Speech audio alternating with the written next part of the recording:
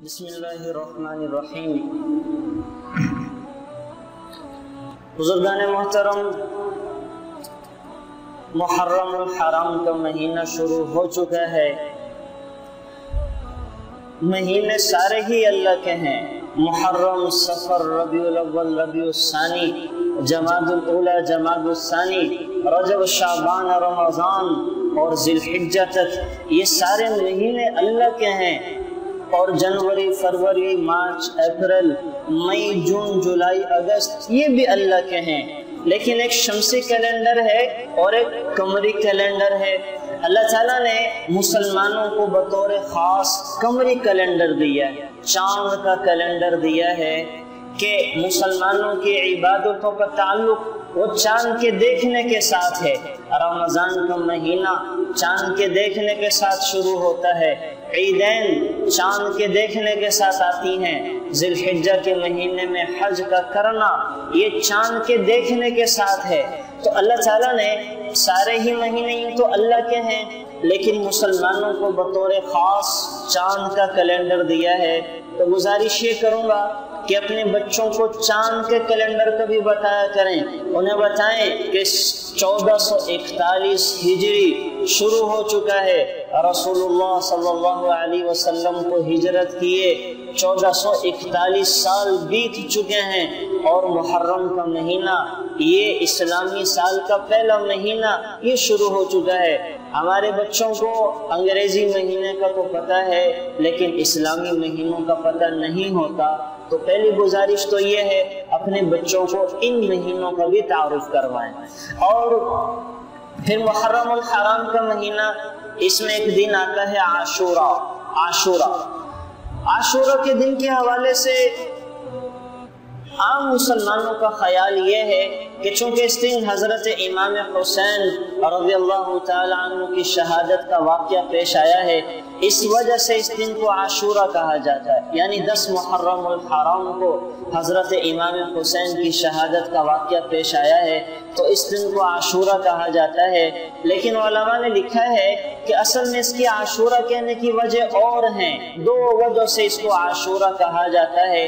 ایک تو 10 تاریخ انسانی کے بڑے بڑے واقعات، 10 بڑے بڑے واقعات وہ 10 محرم الحرام کو پیش آئے ہیں، اور عربی میں 10 کو عشرہ کہتے ہیں، تو اس مناسبت سے اس دن کو عاشورہ کہا جاتا ہے۔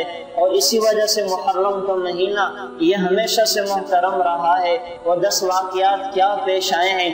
اسی دن 10 محرم الحرام کے دن اللہ تعالیٰ نے آدم علیہ السلام کی توبہ کو قبول فرمایا۔ اسی دن اللہ تعالیٰ نے ادریس علیہ السلام کو آسمانوں پہ اٹھایا ہے۔ 2 نبیوں کو اللہ تعالیٰ نے آسمانوں پہ اٹھایا ہے، عیسیٰ علیہ السلام کو اور ادریس علیہ السلام کو۔ عیسیٰ علیہ السلام دوبارہ تشریف لائیں گے، امتی بن کے آئیں گے، اور ادریس علیہ السلام کو ہمیشہ ہمیشہ کے لیے آسمانوں پہ اٹھایا ہے۔ اور تیسرا واقعہ وہ نوح علیہ السلام کی کشتی کو اسی دن اللہ تعالیٰ نے جودی پہاڑ پہ جا کے ٹھہرایا ہے، اور اسی دن اللہ تعالیٰ نے ابراہیم علیہ السلام کو ان کی آگ کو گل و گلزار بنایا ہے۔ اور اسی 10 محرم الحرام کے دن اللہ تعالیٰ نے موسیٰ علیہ السلام کو فرعون سے نجات عطا دی ہے۔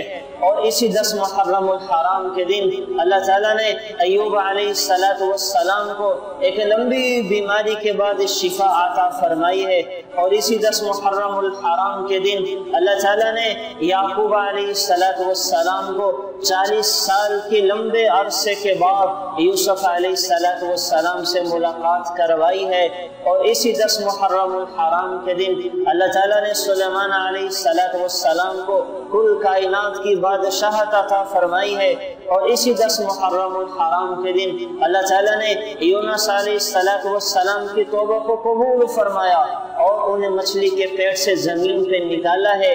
اور اسی 10 محرم الحرام کے دن اللہ تعالیٰ نے عیسیٰ علیہ السلام کو آسمانوں پہ زندہ اٹھایا ہے، اور ان سب پہ چھا گیا حضرت امام حسین رضی اللہ تعالیٰ عنہ کی شہادت اور اہل بیت کی شہادتیں وہ ان سب پہ چھا گئی اور ان واقعات کو چار چاند لگا دیے. تو ان واقعات کی وجہ سے اس دن کو عاشورہ کا دن کہا جاتا ہے. اور بعض علماء نے لکھا ہے کہ عاشورہ اصل میں عاش نور تھا، یعنی جو اس مہینے کا احترام کرے گا، جو اس مہینے کے تقدس کا لحاظ کرے گا، اللہ تعالیٰ اسے عیش والی زندگی عطا فرمائیں گے. تو اس وجہ سے اس مہینے کو محرم الحرام کا مہینہ اور اس کی 10ویں تاریخ کو یوم عاشورہ کہا جاتا ہے. Thanks for watching. Please subscribe, like, share Mufti Sufyan.